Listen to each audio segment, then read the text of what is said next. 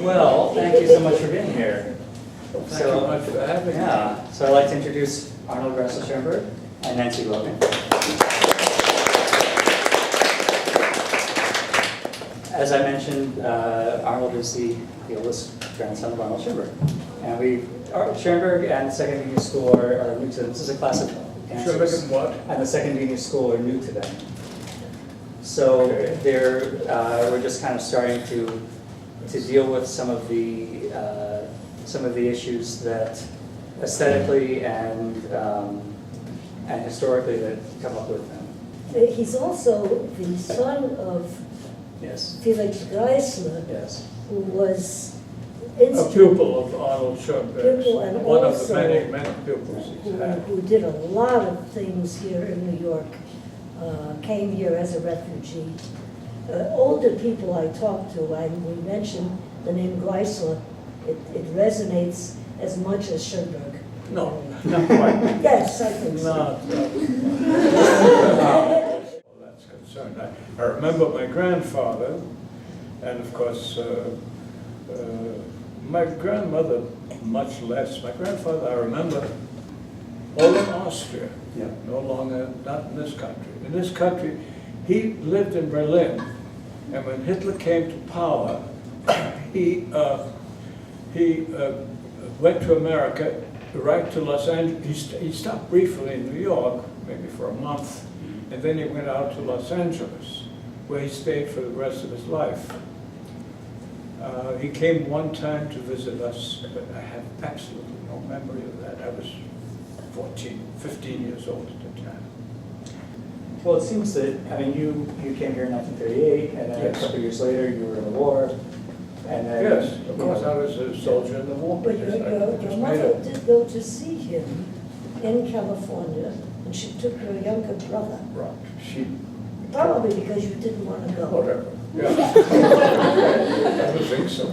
But I do remember him at a very early age, as I said before, my age, maybe it was the last time, maybe age 6, something like that.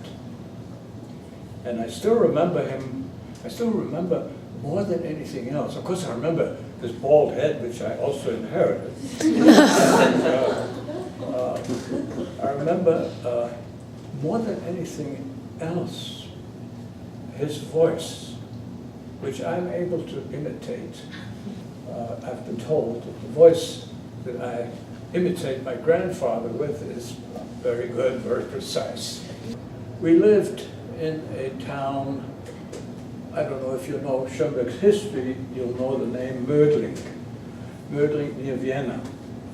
And I remember one particular day, we were walking down Hauptstraße, Main Street of Mödling, and there were my father and Schönberg was there, and the composer Anton von Webern. I don't know if that means anything to any of you. It should. But, and a man by the name of, also a composer by the name of Josef Polnauer. I was walking down Hauptstraße with my mother and my little brother, who at the time was, I think he was 3. And behind us stood the men, talking about nothing but music, of course. And it was a cold day, and we had our coats on, and we had our hats, our woolen hats pulled over our ears. And my brother's name, by the way, was Hermann. And all of a sudden, out rings the voice of Arnold Schönberg. Hermann, nimm deine Mütze ab! Du gehst am Haus von Beethoven vorbei! In English, Hermann, take off your hat! You're walking by Beethoven's house. Beethoven wasn't there, but it was...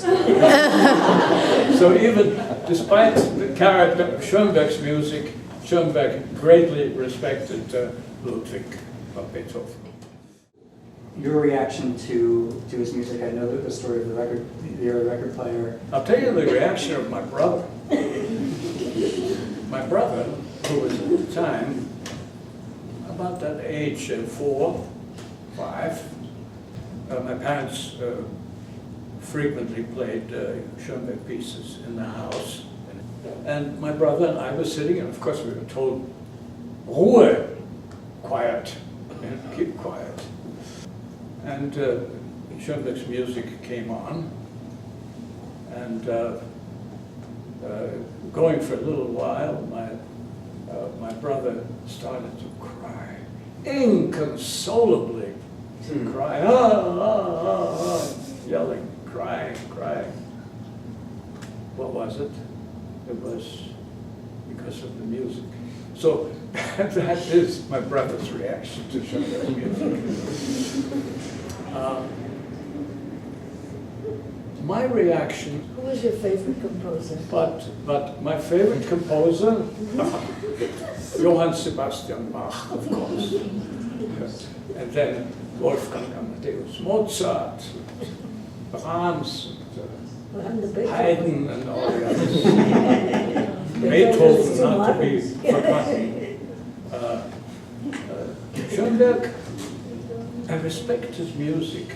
I can't say that I thoroughly enjoy, particularly his very modern pieces.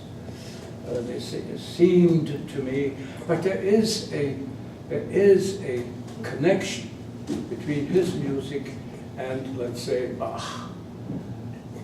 But the connection is very tenuous, and it takes a long time to pick up the tradition,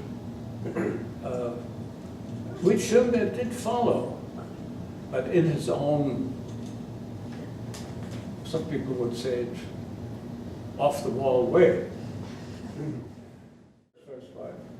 Schönberg was married twice. Yes, Schönberg's first wife. Schönberg always married the sisters of his pupils, you know. I mean, my grandmother, his first wife, was Mathilde von Zemlinsky.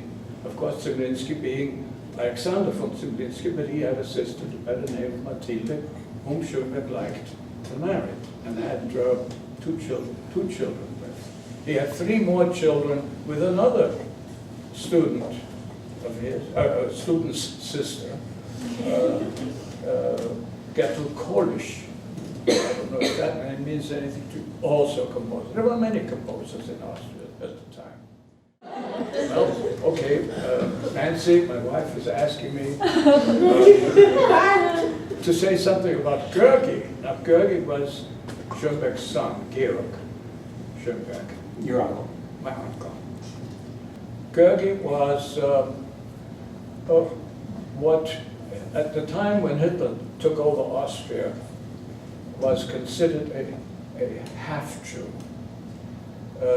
Maybe a little better than half-Jew, maybe 2/3 Jew, something like that, which was acceptable in the beginning, but in the course of the war, they decided to get rid of him. However, if such a full Jew or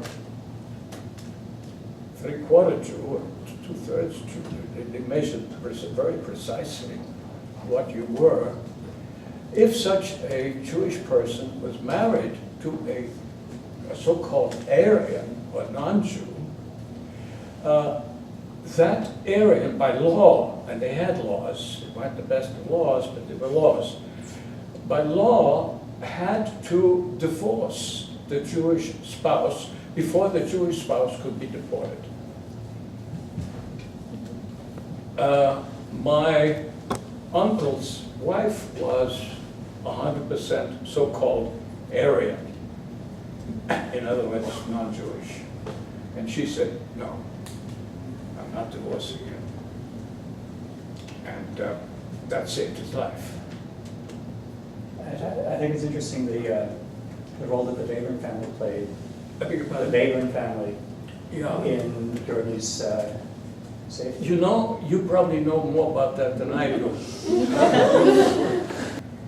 But then his son-in-law Yes. ended up giving, or I guess his wife got Georgi his son-in-law's house, correct? Yeah, remember that? No. Don't forget, I was a child too. Yeah. Well, you wrote about it, so I just. Did you read my book? I read it online. I read it online. Oh, is there an English version? I translated the whole This is thing. the German.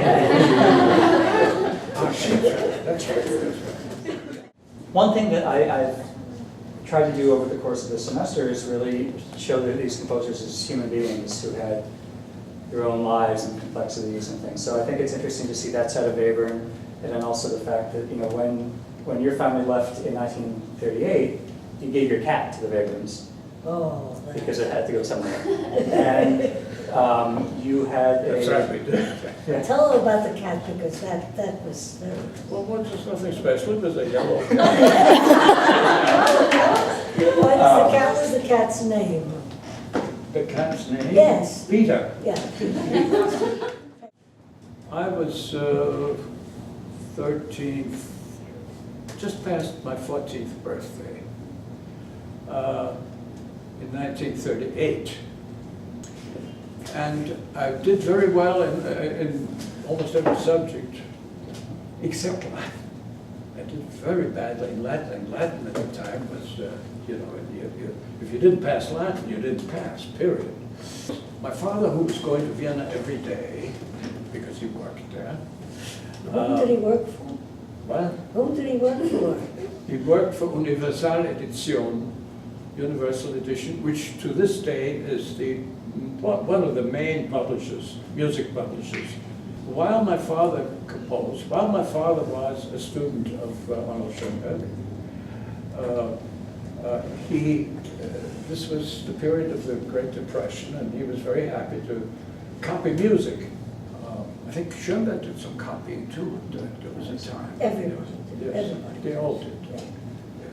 So I was doing badly in Latin in 1938. That's after the Nazis took over Austria. And my father mentioned the fact that I was doing so badly and that he was afraid I might fail the whole term. My father mentioned this in Vienna, and lo and behold, who gets the news? A member of the SS. Now, do I have to explain to you what the SS was? The SS were the people who enforced Hitler's regime. They wore black uniforms, and they had this double sign on their sleeves and on their caps. So it so happened that one of those SS bodyguards heard that I was doing badly in Latin. Because he was married to or engaged to Weberns' daughter. Ah, okay. That's right. And his name, A little less random than... wasn't it? This SS man was merely the boyfriend, and then later to be husband, I believe, of Weberns' daughter. Well, they didn't tell me all this. They said you're going to have a teacher who's going to help you get through in Latin. So I went to Weberns' house, and Mrs. Webern brought me a cup of something, milk. Tea, whatever. Maybe, no, I think it was milk. I was a 14-year-old boy. I didn't drink coffee. Cookies, yeah. And some cookies, a piece of pie. And she said, you have to wait, your teacher's coming soon. Okay, I sat down, I had my milk and my pie. And then the door opens and darkens. Here's this huge man in this huge black uniform. He was broad-shouldered, and and I looked closer, and I saw his hat, and I saw his sleeve. And the sleeve has the famous sign of the SS on it, you know. A double lightning bolt was his sign. This was, and the swastika, of course. And this guy sits down next to me, and this is going to be my Latin teacher. Well, I somehow got over this, and he actually helped me Latin, and he actually helped me through. I passed Latin, and I made it through. That never improved my opinion of the SS, but it just happens to be one of those things. Do you think he knew that you were Jewish? What's that? Do you think he knew that you were Jewish? I wasn't a Jew. I was a half-Jew. And that was bad enough. That was bad enough. I think also it's... He probably did. He probably did know. Yes, of course, because... The Schönberg's grandson. Schönberg's grandson did. Yeah, and I think, it's important to note that aside from just the fact of being Jewish, Schönberg's music was banned as degenerate music stylistically, in addition to Schönberg's ethnicity. So there was sort of a two strikes. A double strike, yes.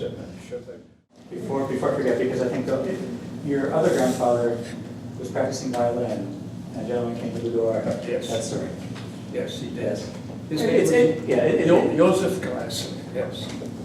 What's that? Joseph was practicing violin. Yes, I don't know anything about that. You told me the story here. I told you the story. And somebody came to the door. There are so many stories. Why don't you start it anyway? So your grandfather was practicing violin. He was an amateur violinist, I think. And a gentleman comes to the door and asks about if he could sub in his string quartet. Yeah. They were mid. Yes, go ahead, keep going. Okay. And the story is also on his website. And he asked if, he said, oh, our second violin, one of our violinists is out for the summer. Would you like to read quartets with us? And your grandfather said, sure. And oh, you never gave me your name. And the man said, oh, I'm sorry, my name is, you remember? Johannes Brahms. Oh, Johannes Brahms, that's right. And again, it's that's right. The tradition is that he was very sort of shy. Yeah, ich heiße Johannes Brahms. Alma Mahler? I'm a Mahler, I don't. But Mahler, I probably, again as a child. No, Mahler died before you were born. He died before? Yeah. Okay. So probably not. Probably. Unless it was a ghost. Yeah. I'm sure that Mahler's ghost was still was running around there. I had them read a little bit of Schönberg's essay on the 12-tone technique and just how he saw himself. And as you know, there was this, he felt a tremendous importance about what he was doing, and the people around him had felt this sort of this inheritor of the tradition and you mean the tradition in music, of course. Yeah. And so I'm just wondering about your experience having that sort of weight around you, growing up and well, just even conversations about. All I know is that most people didn't like my grandfather's music. Yeah. Most people, even musicians, most did. Those who liked it loved it, but those who didn't like it never came to terms with it. But lately, lately, in the last, let's say, 10, 20 years, we've gone to concerts or met some musicians, and when they hear who he is, they say, oh, may I touch you? Now he has one real talent, and that talent comes from the Schönberg line. I do, she means. Him. Him. And He probably does too, but it's unusual, and it's a lot of fun. He knows 5 languages fluently, and he's able to go from one language to another. So there's English, German, of course, French, Spanish, Italian, and what's the last one? no, a little of that, but I don't. But I speak the other 5, including English. I think English fluently. Yeah. And then he can do things like? I can speak English with a German accent and a Spanish accent, a French accent, and Italian accent. French with a German accent. German accent. So why don't you try? Interchangeably. Somebody, ask him to say something. Go ahead, somebody. Ask me something. How do you say, forgive me, I'm a poor French peasant and I have no money? In what language? In French. In French. In French? Yeah. In French, in real French, pardonnez-moi, je suis pauvre, je n'ai pas d'argent. And I say it with a German accent. Pardonnez-moi, s'il vous plaît, mais je suis français, je n'ai pas d'argent, mais je suis très pauvre. I say it with an Italian accent. Je suis un paysan, je n'ai pas d'argent.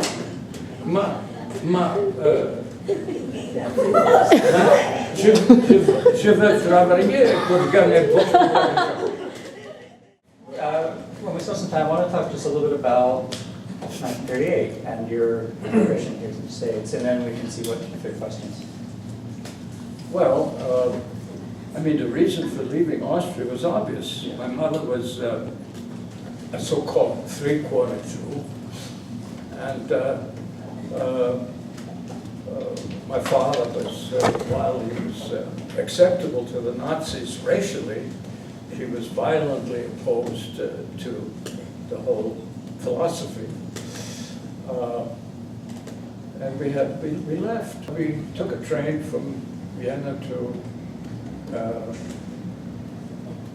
Amsterdam, and from there to, I think it was Rotterdam that we left. We took a 10-day boat ride on a very small ship. It was a lot of fun. Got a couple of days of real bad seasickness, but otherwise fine. And we came here, and within a matter of days, I was in school. You were an illegal immigrant, then you went down to Cuba. They were living here, black. We lived here Black for for 4 years 4 years. illegally. How well you know my bio.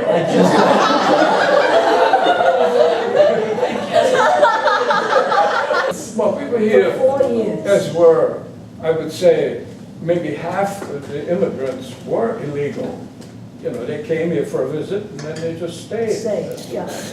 Sent their kids to school. It was a free country, so to speak. I think it's also interesting just to see the different people who helped make that happen. So your grandfather wrote a letter inviting your family, Yeah. and then your parents borrowed the funds from the Zelinskys, and then the person who met you in New York was Hans Eisler. That's right. Hans Eisler was, by the way, he was a communist, which was fine. You know, he was a communist, and he wrote many communist songs in German, some of which I still remember. Und weil der Prolet ein Prolet ist, drum wird ihn kein anderer befreien. Es kann die Befreiung der Arbeiter nur das Werk der Arbeiter sein. Drum links, 2, 3, and so forth.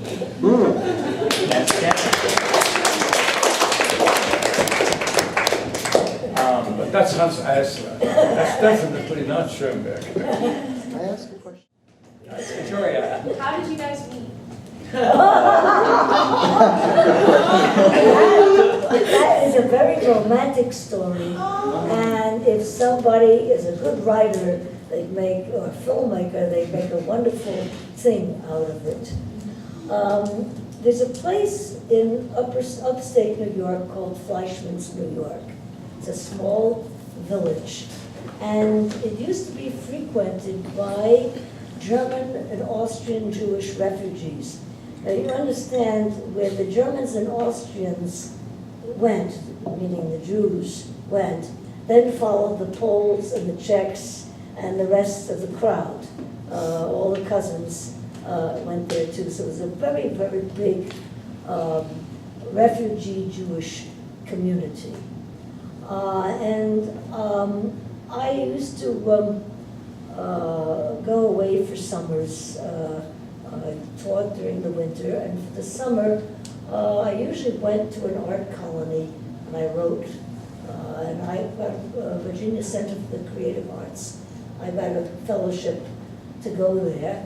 And normally they let you go after a few weeks. Well, they loved me for some reason, and they kept me on. And I ended up in New York City on August 1st. It was 100 degrees, and the humidity was about that, too. And I had a friend who was a real estate agent in this small village in upstate New York. It was nice and cool. And I called him up. His name was Chris. And I said, Chris, get me out of here. I don't care what it costs. Just get me out. And he said, well, Nancy, it's the middle of the season. What am I going to do? I said, out. I got to get out. And he called back and he said, well, there's this man in the village. He normally doesn't rent his place out, but he's willing to rent the downstairs of his house to you for an enormous amount of money. I mean, if I told you, it just took my breath away. I said, I'll take it. And so I jumped in my car and I drove up there like crazy. I picked Chris up at his office and we drove over to the house and he presented me with the keys. And I went in. It was a lovely house, cool as anything. And so I was all settled in and settled down. And all of a sudden, at 8 o'clock in the evening, as the sun was slowly going down, the front door opened. And in walked this strange man. And